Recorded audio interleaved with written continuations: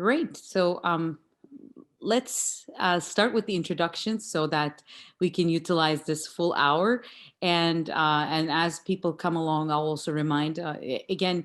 Welcome to Communication Leadership Graduate Program's first Ask Me Anything at the University of Washington. Our program is. I'm Ekin Yasin. I'm the director of the program. These Ask Me Anything sessions are a way for all of you watching now and participating now and also participating later to get a glimpse into different people that are essential for our program and to get to connect with them in a casual, engaged, and authentic setting. That is by way of Zoom.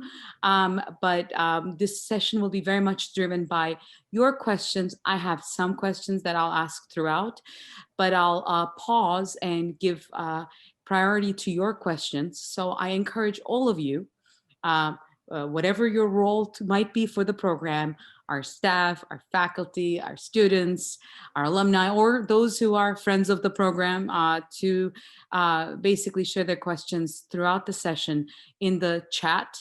And our student event coordinator, Evelyn, who also joins us, will read out those questions on your behalf and share it with us. And again, but feel free to share them at any moment. So whenever they come to your mind, and let it be related to what we're talking about at that moment or not, please feel free to share them. And as we mentioned, and as those of you participating already know, the purpose of this Ask Me Anything is in particular to get to know our new Associate Director, Gretchen Ludwig. Gretchen joined us last week at the start of the winter quarter. So we're very excited, and we already have done a lot in the past few days. We were just talking about it yesterday. Gretchen in this role, just to remind everyone, as our Associate Director, will predominantly will be focused on our teaching and learning experiences. We'll be leading all sorts of initiatives of teaching and learning in the classroom and beyond, and building on and creating new opportunities for you to engage with a variety of material and opportunities that we have in the program. Today, again, questions are more geared towards getting to familiarize ourselves with Gretchen, but then we'll also dive into, in my own questions, a little bit about our shared passion for teaching and learning. We've already had a number of conversations about how we see teaching and learning as skills. They're not just specific to graduate school, but something we actually carry to all sorts of settings that we're part of, also to professional settings, as learning is an essential tool and skill that enhances our experience with everything. So I'm sure we'll get to that as we come to that as well. With that, I want to welcome all of you, and I also want to welcome Gretchen to our community. So thank you for being a part of our community, and thank you for joining us in this session.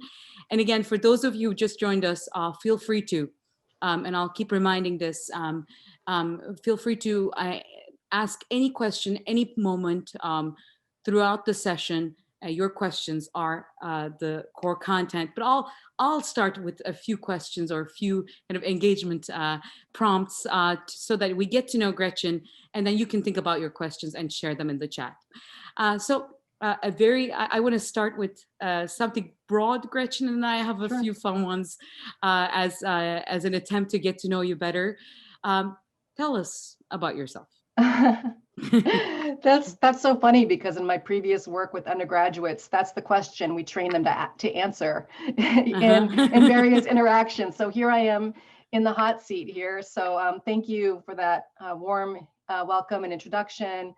Really from everyone on the Comm Lead team, I've been sort of blown away by just the energy, the enthusiasm, and the welcome I've received. It's been truly humbling, inspiring, and very energizing, I have to say, which has really helped in this past week, because it's been a beautiful fire hose of immersion into the Comm Lead community. I'm honored to be featured in this sort of first AMA with staff. I don't have anything really to base it off of, so I hope this works for everyone. Let me see, to answer your question, I'm not stalling. To answer your question, tell me about yourself.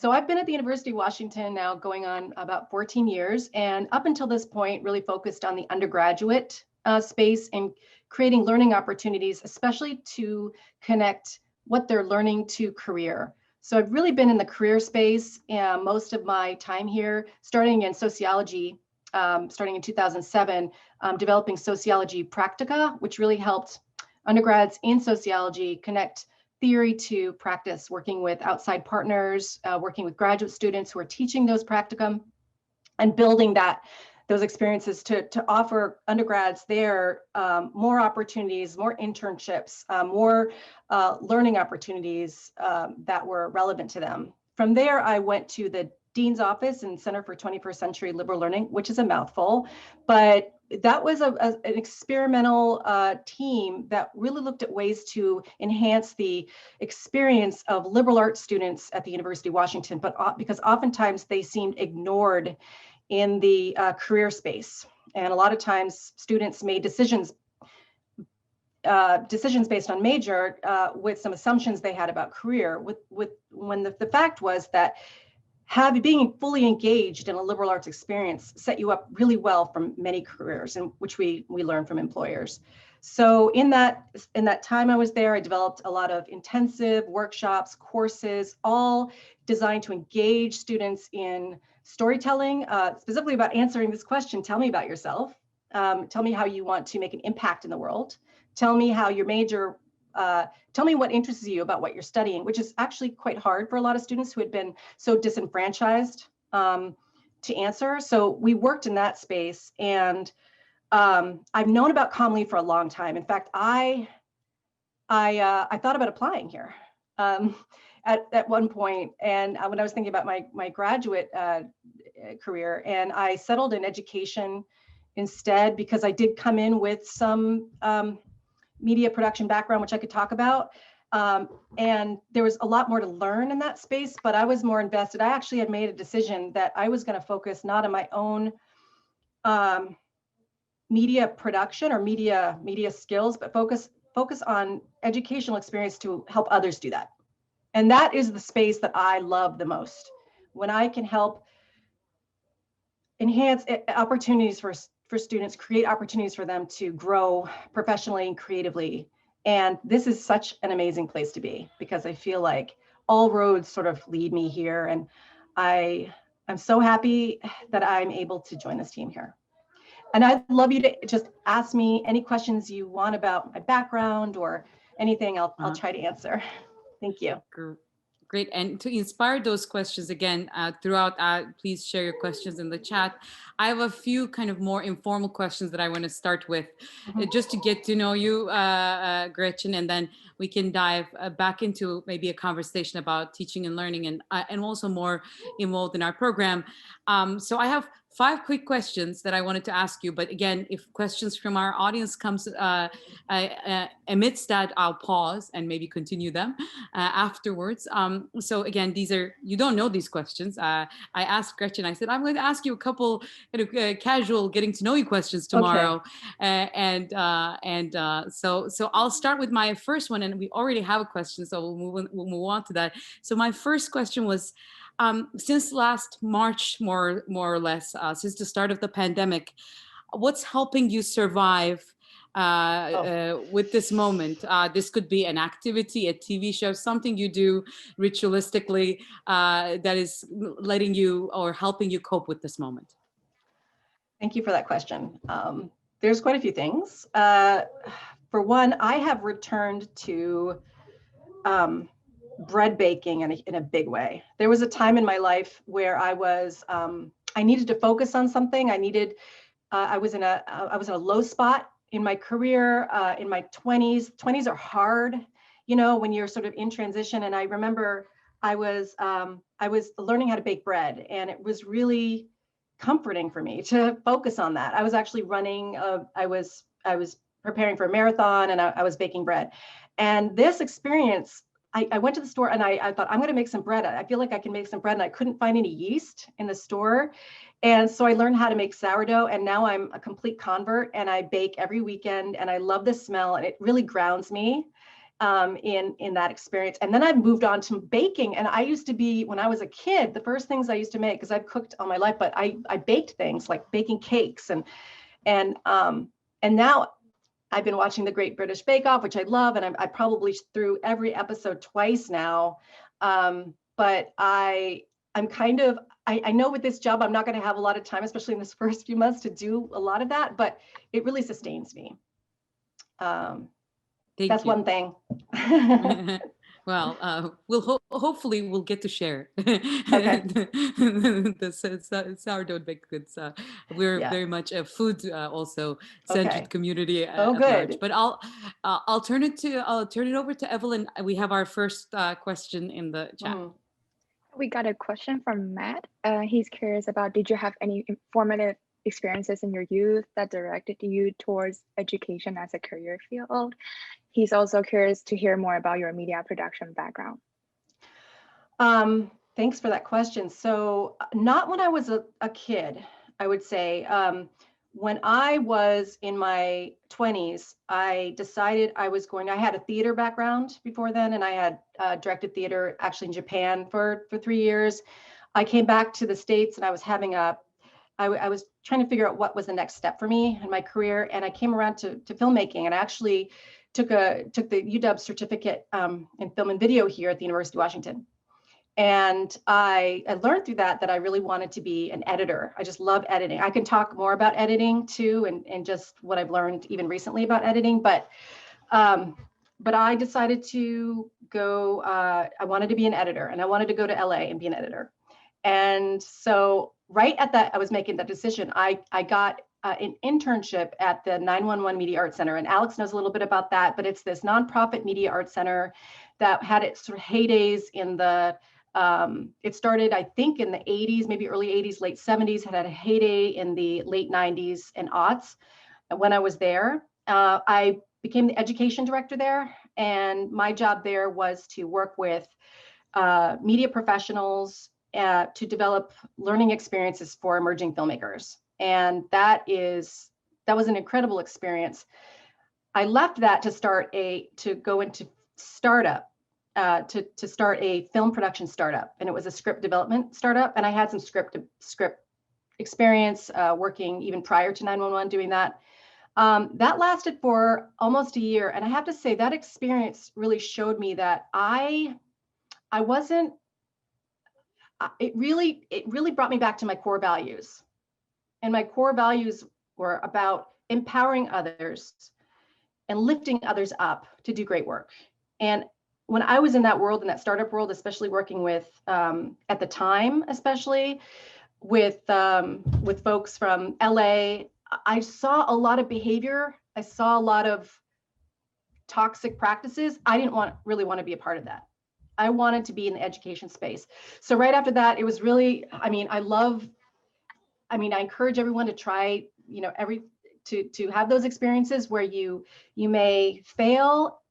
Those are the illuminating experiences. Those are the things that really show us who we are and help point the way forward. So from there, I returned to my education roots, and I said, this is what I want to do. This is where I want to be. And I want to be in higher ed. So I found my way to the University of Washington, and media production has always, however, followed me. So in everything I've done here, I've managed to, people find out what I've done or what I've done in the past, and I managed to get myself involved, whether it's working with small groups of students to produce media, which is producing media myself, but it's not far from me, and it's part of who I am. So it's a sort of an ancillary part of my career, I would say. But thanks for that question. Thank you, Gretchen. And I'll ask Evelyn again. We have another question in the chat. Yes, we got a follow-up question from Alex. What are your favorite movies? Both a highbrow and a lowbrow pick, please. Okay, this is a hard one. I have 2 children.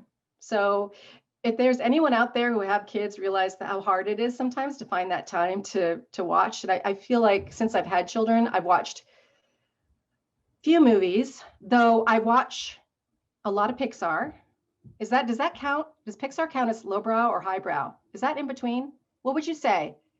Give me, use your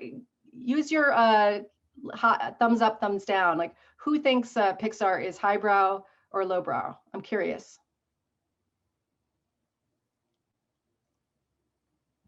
So Matt, you'd say highbrow? Highbrow? Yeah, I would. Highbrow? Oh boy. Well, that makes a lowbrow real hard, because Pixar was my lowbrow. Because you can read it and you can watch it in so many ways. I watched, I can't even tell you. The first Pixar I ever watched was well, it was Toy Story, but Bug's Life came with my little iMac back in 1999. I had one of those iMac computers that had the color background that was like a big tank. And Bug's Life came with that computer. I probably watched it 100 times, and I can quote whole parts of that movie. But Pixar is, okay, it is highbrow. It's storytelling at its finest. Pixar, I am working at Pixar in an alternate universe. I am there right now, and I'm working at Pixar. But I just watched Soul. Did anybody just watch that? Amazing. And my kids are, especially my eldest is becoming a jazz musician right now. So it had special relevance for me, and I loved it. I can't wait to watch that again. I have other highbrow ones. Lowbrow, it's hard. I'm a gourmet, not a gourmand. You know, I really respect gourmands out there, people who are like, I love Cheetos. You know, I can eat them. Plus, I love whatever. You know, I don't eat a lot of highbrow food, to be honest. But in terms of film, it's hard. I asked it that way because sometimes for film people, if you ask them that question, then they'll try to come up with like the most obscure movie that nobody will have seen. So it seemed like it's good to have an opportunity to like talk about the, you know, the more accessible things too. Like, yeah, you know, it's hard for me to say if my favorite movie is like Wayne's World or like, you know, Apocalypse Now, or something like that, right? Oh, Spinal Tap? Yeah, Does that count? Does that count? Lowbrow, definitely. Okay, good. Yeah, anything. I'm satisfied. You're satisfied with Spinal Tap? Okay, great. I have a lot more highbrow ones that I've been watching, only because I work with a filmmaker as a story consultant, and she's often asking me to watch films because she has a very unique voice, a unique lens, I would say. And she's she comes from a documentary background. She's very verite. So she has me watch a lot of things that I wouldn't think I would watch otherwise, but I've been happily encouraged to. And recently, and Ekin, I haven't talked to you about this, but I watched some of the shorts from the Turkish Film Festival that you recommended. And we haven't had a chance to talk about that, but I feel like I should schedule a meeting just to talk to you about that. But, great. And I love the fact that some of these film festivals are now accessible online in ways they weren't before. And more audiences. Netflix, you have access to so many independent films that are really hard to see in the big, and it's just allowing more stories with diverse perspectives to be seen by people. And I think it's really revolutionized in a good way in the industry. We had a question from Rini, who was going to ask you about your core values, but I think you started touching upon that as you were answering Matt's question. And as we're waiting for more questions to come through in the chat, I'll continue with my few questions to get to know you portion of our AMA. But again, any all questions, please feel free to share. I had 5, but I'm going to count Alex's as one of the 5 because it was very much like one of my questions I had in the list. So I'm going to ask you one thing that our community would be surprised to know about you.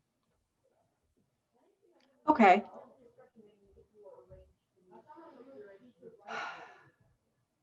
I've got a few ones. Some of them I hesitate to say, like, I feel like you need to get to know me a little bit better before I would say. And so that's an invitation to get to know me, I would say. But before I had children, for about 7 to 8 years, I performed in a taiko drumming group here in Seattle, which is a semi-professional taiko group. And if people don't know what that is, it's Japanese drumming. It sort of blends dance, martial arts, and music, which I loved to do. And I have a picture somewhere of me at Boeing field with a jetliner coming out behind me because we're performing to sort of celebrate the launch of this new jet that was coming out. And they caught me for some reason on the article. And it's a little embarrassing because I'm holding my bocce in a really bad way because I was a newbie and I had my bocce in the wrong position. But I got a chance through C21, my last job, to go to Tokyo on a research expedition, and I was able to introduce some of the students there to taiko, and I had an opportunity to play there. And I was super rusty, hadn't played in about 5 years, but I got to embarrass myself in a really good way. I think we have one more question. Evelyn, I'm turning it over back to you. Yep, we got one question from the crowd. Hi, Gretchen. Would you be able to share your views and commitments to supporting the continuous recreation of an inclusive curriculum reflecting our diverse community? That is something I'm very committed to. I know Comm Lead is committed to. I'm hoping, first of all, I know I met faculty last Friday, and I heard those values reflected in what they were saying, which made me feel so hopeful that we can start building more of that. And my whole MO has been to try to learn as much as I can from diverse perspectives and whether it's faculty or students, and build from there. So I'm somebody who's always learning, always growing. I love that term I heard the other day that, I am unfinished. And so I'm committed to learning and growing as we do, and bringing in the student experience and student perspective in that growth area. We got one more question from the crowd. How do you foster neutral psychological safety in a large community such as Conley?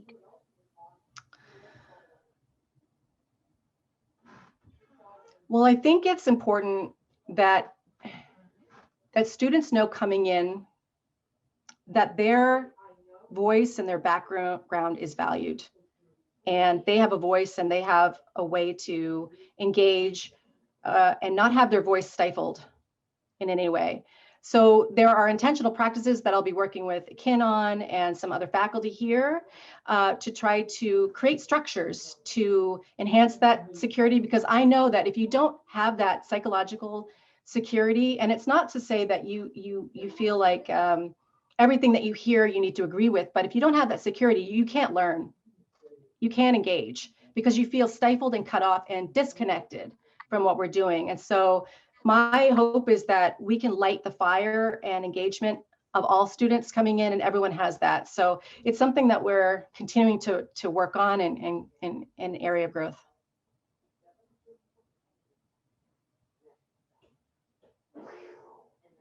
Yeah, so I'll actually come back to our questions about getting to know you, Gretchen, as we dived into a little bit about conversations about teaching and learning. I want to follow up. I know that you had many, as you shared, experiences about teaching and learning across contexts at UW.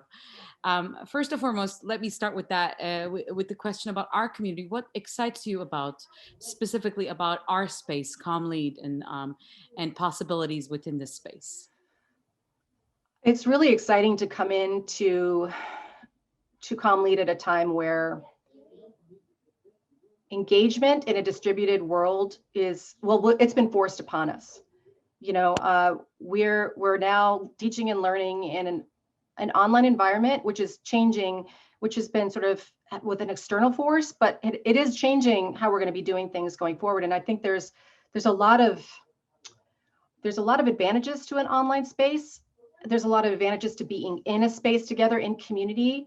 And I'm really curious. I've been curious about this for a long time. How can you engage the best of both? How can you use the best of both to enhance the student experience and enhance engagement? So that's a really incredible time. And Comm Lead is so exciting to me because I feel the values here with everything that I feel, every interaction I have. It's really about lifting others, using your power, your voice to lift other people up and empower people, which are part of my core values as well. And so if those values can underpin everything that we do, that it's really about how are students engaging with each other, exchanging ideas? How are you building ideas, building community? If it's all tethered to that, then learning happens when you're engaged and you're networked and you have opportunities to grow. It's like we're human beings. This is what we do. We learn. I feel like when you can sort of open the door to that and allow for that, you can build on the best of people and their best potential. And that's when, and with my design of work that I've done, it's really all about my background is in experiential learning. My background is all about how relevant is this to students? How much is this supporting what they want and the opportunities they have to sort of take action in the world, to expand what they can do in the world? How much of that is helping with that goal? I think I got off topic. Oh, for online. So my own experience in online learning before, I would say 3 years ago, I experimented with an online class, taking it for myself in a Zoom environment. This is back when I think a lot of people didn't know about Zoom. I was introducing my own students with Zoom, but I was taking my own class and I was learning through Zoom, and I was intensely curious. How can you have an engaging experience online? I just didn't even know if you could do it. And going into the Zoom, environment and interacting with people and feeling like I was in their living room. I was talking to them in their personal spaces. I felt a connection to them that I didn't actually feel otherwise in a regular class. I remember going back to my team and saying, you guys, there's this thing called Zoom. It's amazing. And there's these breakout rooms. It's just like being in class, but it's better. And I remember being so excited by that and really trying to, it was from that experience, I took a in-person class and I completely flipped it. The lectures I did to a lecture format where students could watch it at home. I curated from really great content that's out there already and bringing it in so that the time we spent together in class, the time we spent together in chat was all about engaging with what they wanted to learn, what did they wanted to know about, and their engagement with each other. So that excites me. And Comm Lead has this unique place to lead on that and to help the rest of the UW community, maybe other institutions, learn how to do this in the most optimal way. And what a great, beautiful sandbox here to see how that might work out. Great. I'm turning it over again to Evelyn. We have, thank you all, by the way, for your participation and for your thinking and for asking us questions. We have now many of them. So I'll ask Evelyn to share them with us. We got a question from Tong Tong. Hi, Gretchen. Hi. Hello, everyone. Hi. This might be a tough question. How would you describe Conley in 3 words at this moment and why? Because I'll be curious to learn how your visions may or may not change and evolve as you are being part of this great community and engage more with students, faculties, and alumni. Thank you. Thank you. Hi, Tong Tong. We've been exchanging LinkedIn with each other because Tong Tong was in one of our programming at C21. So I can't wait to talk to you. 3 words.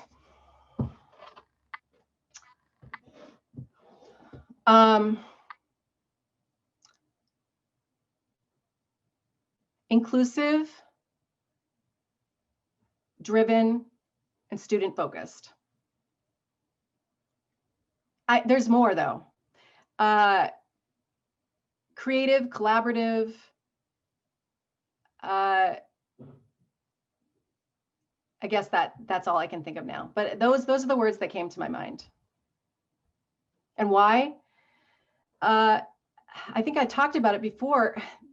The inclusiveness I feel here is really led by the team that I felt with the team, and I feel it's always led at the top, with Ekin and Hansen at the top, where this acknowledgement of others, acknowledgement of their voice and their contributions, which is really powerful when you to sort of change culture in an organization and change, where you feel you're being heard, but we're all creating this together and we're better for it. The sort of instantiation of the hive mind in real time.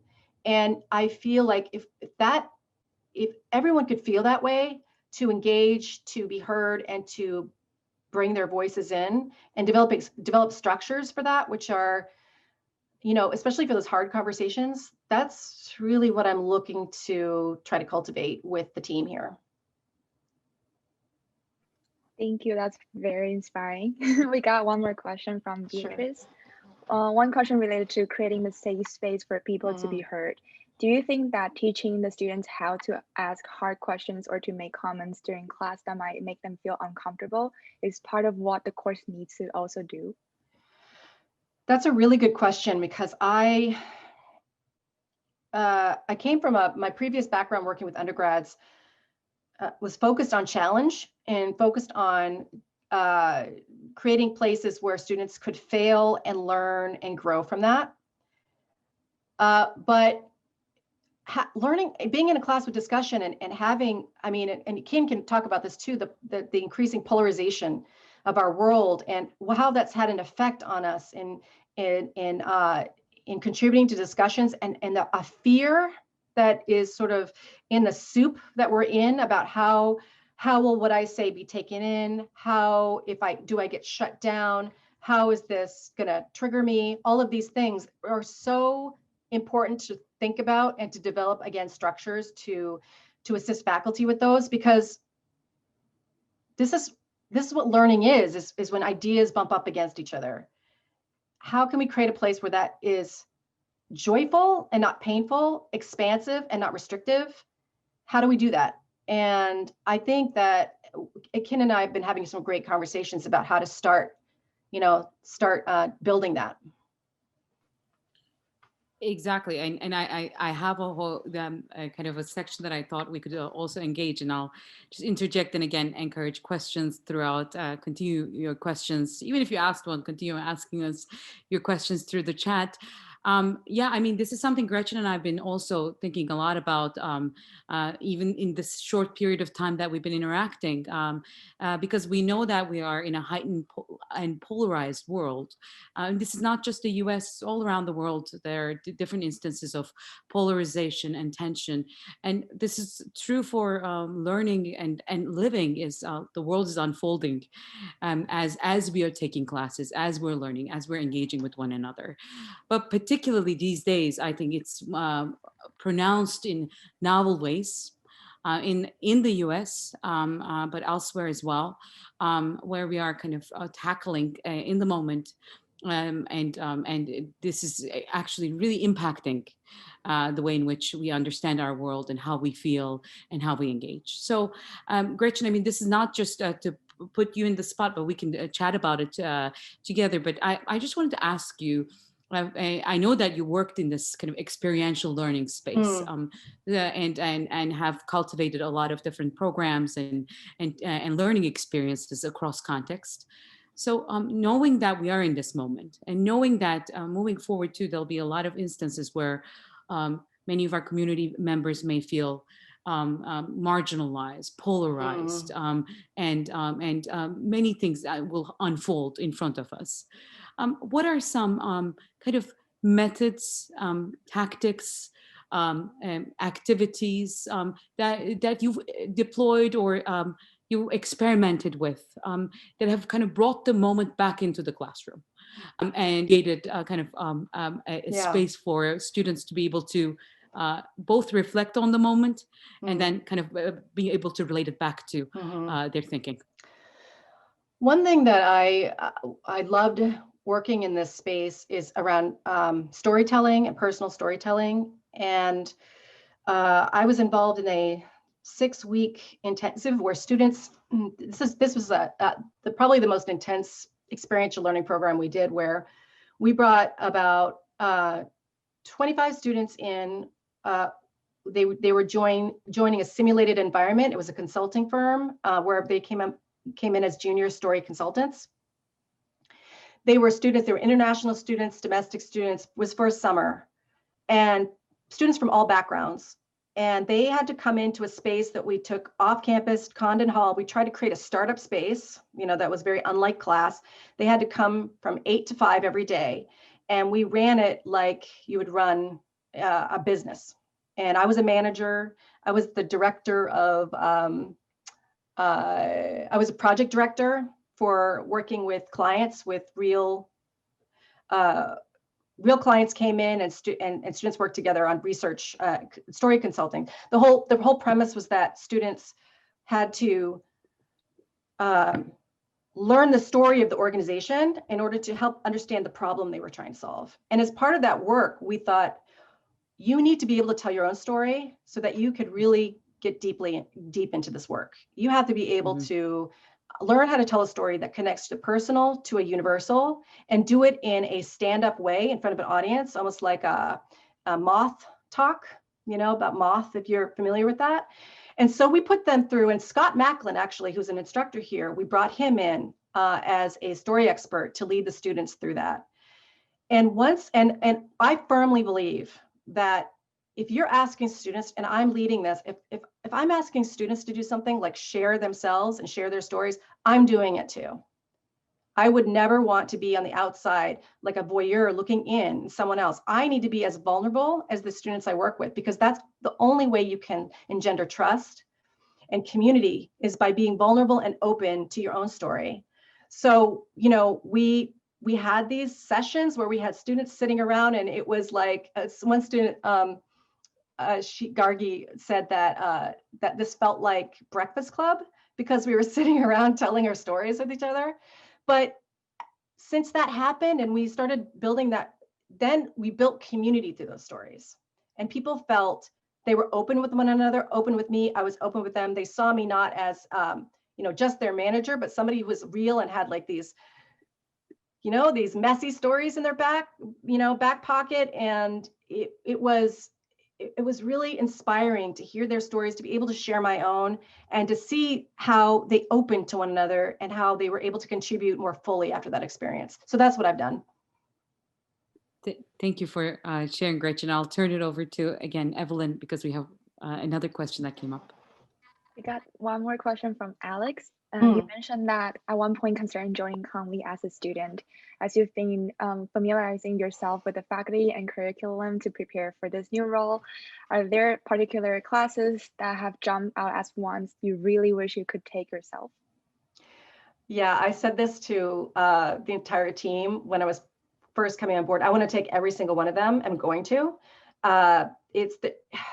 We often said to undergrads, you know how you find out your major? You go down and you look at the classes. If you want to take most of the classes, that's your major. And I want to take all the classes here. I want to, but I think the first one that comes to mind is audio storytelling, because I am in love with podcasts. That's the other thing I hadn't mentioned. Aside from making bread, I'm often making bread while listening to a podcast. I have like 5 in play at the same time, like books on your side table that you can't finish. I have them going all the time. I love stories. I love audio stories. I love audio stories because it allows you to put yourself in a world in ways you can't in film, in ways you can't in a book. It's like comic books, and I love comics as well for a similar reason. And I think that, and I can't wait to take that class as well. But I have done some audio pieces myself, and I shared with a filmmaker friend of mine. I said, I'm going to start doing, I like audio. And she's like, I know audio is great. It's where it's at. And it's like, yeah, audio is amazing.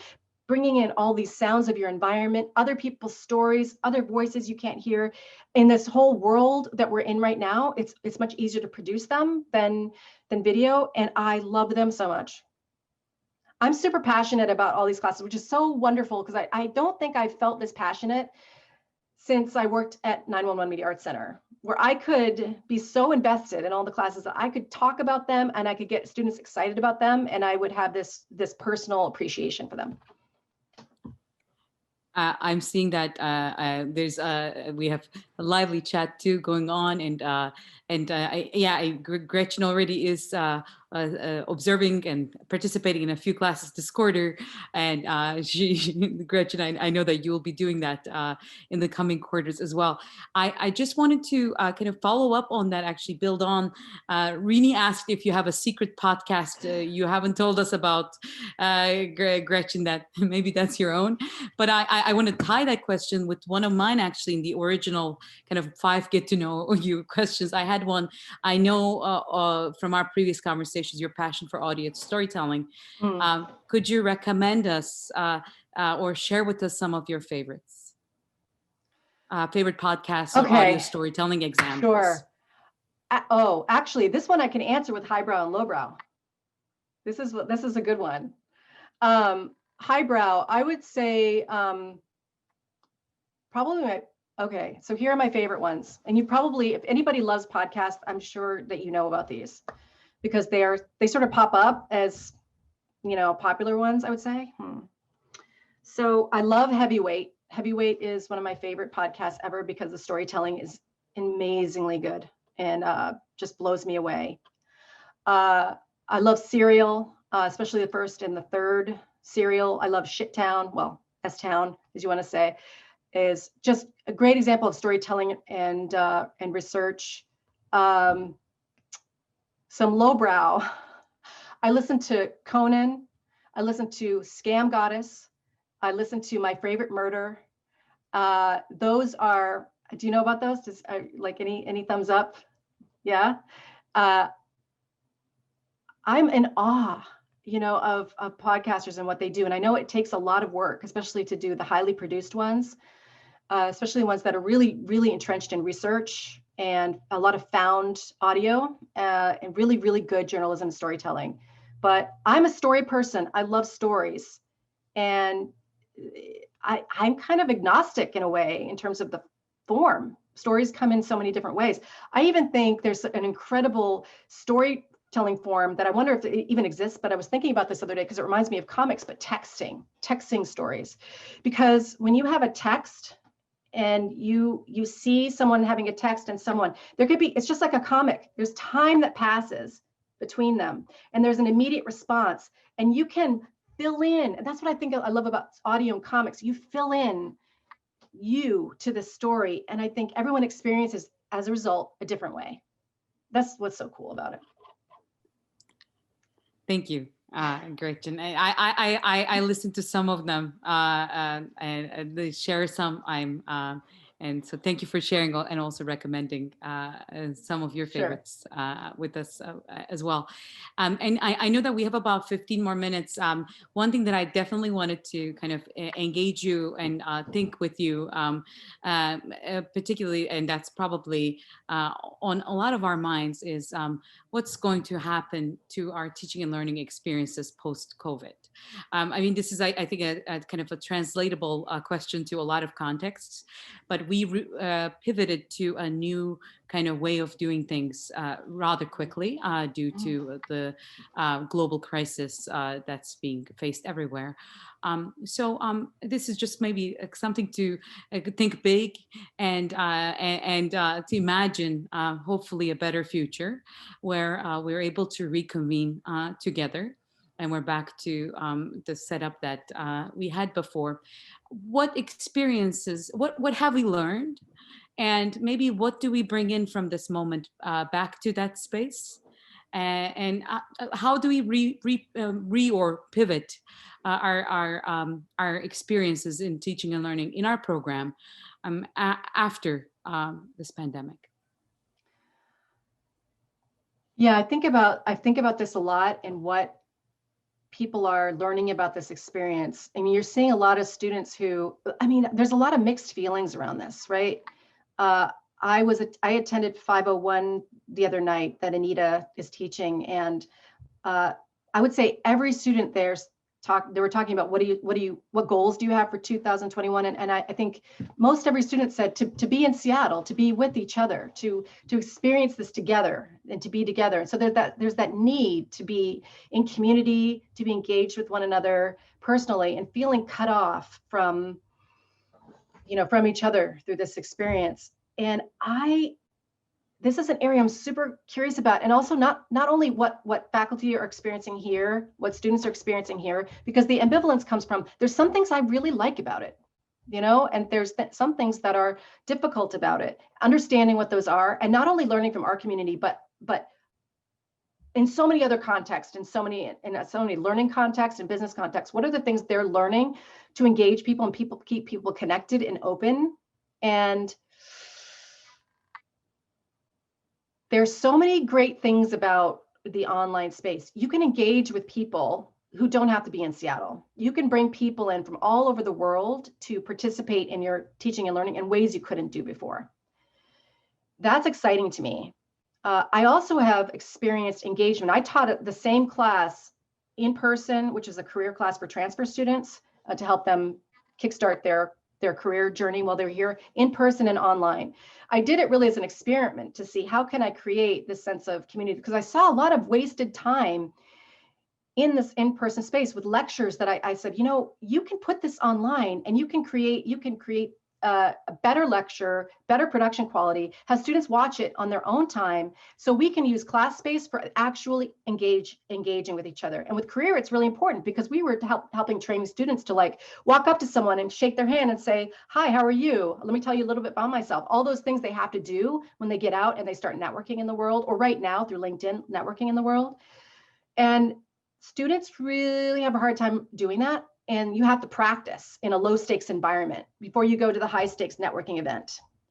So those were the times you could be together and engage in that kind of work. But then I learned you can actually do that online as well with Zoom rooms.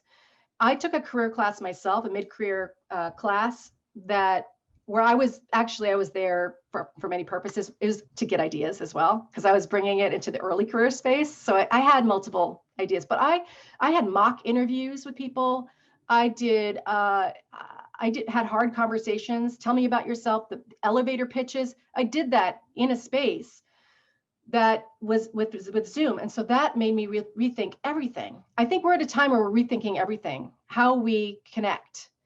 And a lot of times students are connecting in ways that, or young people are connecting in ways that we really can learn from, whether it's Discord, side-by-side conversations, all of these ways that students are engaging that you can bring into the classroom, and best practices, ideas, just really about distributing some of these ideas to faculty for heightened engagement.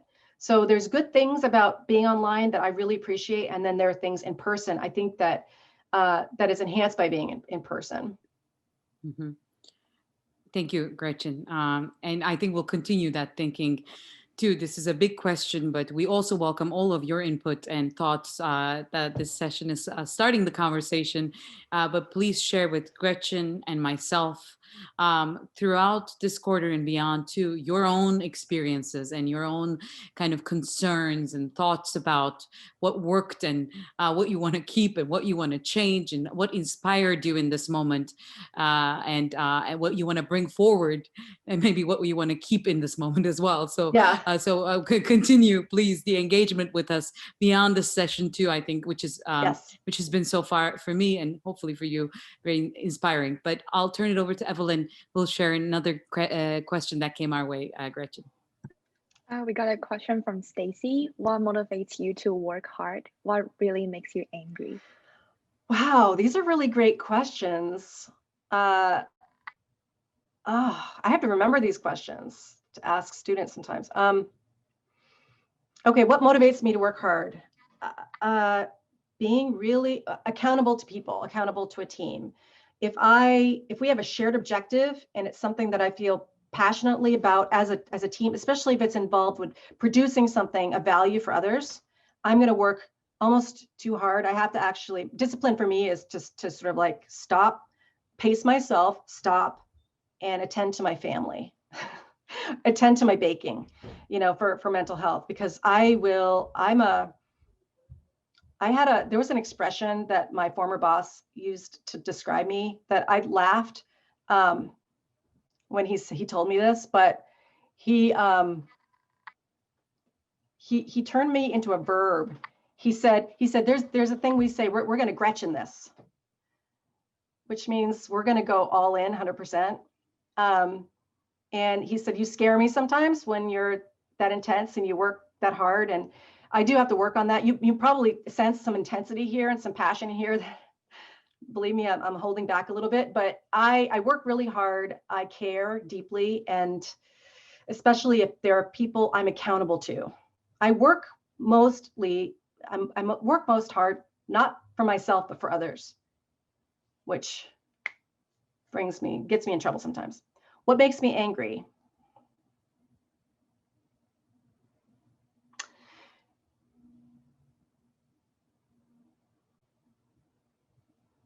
Arrogance and meanness, I would say. To myself, I've learned to cultivate a practice of putting on an alternate persona where it's like, you know what, this is about you and your problems, not about me. If you're mean to me or arrogant toward me, this isn't about me, it's about you. You have a problem. But when I see it directed toward other people, my mama bear gets out a little bit and I get a little angry about that. But I can get, yeah. So, but I try to put things in perspective, especially when that happens to me, which happens to everybody. Thank you for sharing, Gretchen. Thank you. Thank you. I want to meet you. I want to meet all of you. We got one more question from the crowd. Liao is asking you, what is your New Year wish in 2021 for your life and at Comm Lead? Oh, what is my New Year wish? You know, there's something that's happened to me through this whole COVID thing that I've been reflecting on that. And I think I shared it with some other people in the team, that I've always seen myself up to now as sort of a pessimist. You know, I always think about things going wrong, worst case scenarios, really learning how to deal with that and having that kind of view on life. There's something that's happened where I don't know how this happened, but I'm looking at the small things to give me hope and joy. I would, you know, it's the small things that have become really meaningful for me, whether it's oh, I can go out and walk right now. Oh, look at that tree. It's turning a beautiful shade of red. Oh, look, I can make a loaf of bread. You know, those small things. And that sort of gratitude about that moment has allowed me to bring that in other aspects of my life that I didn't really think was in me. That maybe I'm that way. I don't know, but it's been something that I'm hoping that when we get back together and we all have a vaccine, and when that happens, that I bring this into my life, back into my life in a way that's given me happiness and joy. Thank you, Gretchen. We're all wishing for that return, and I think we're all going to be, in a way, returning, but as new, in so many different ways. So hearing yours was really inspiring for me. And with that, I just wanted to kind of the last kind of question, or the last, maybe if we have time, maybe I'll quickly sneak in one more. And if you have one more too, those of you who are in attendance, please share it in the chat, and we'll cover it in the remaining time as well. And Gretchen, you talked a lot about what we have in the program in terms of your excitement about our curriculum and topics that we're exploring. Can you share with us a few kind of either topic areas or specific things that we can grow towards? So like things that maybe we're not talking about enough, or things that we should stress in response to the moment, or more in general. Having overviewed our classes and having kind of started to work with our faculty, having a sense of that big picture, what would you add?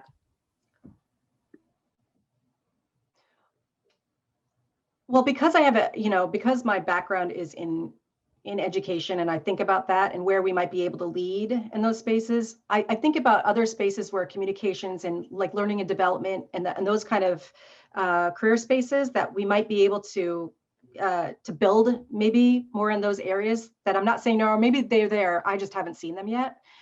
But because this is such a student-centered program and really trying to understand the communications field, the landscape, where students want to be, where do they see themselves, I feel that leading us to, what are those areas that students are really looking for, wanting more of?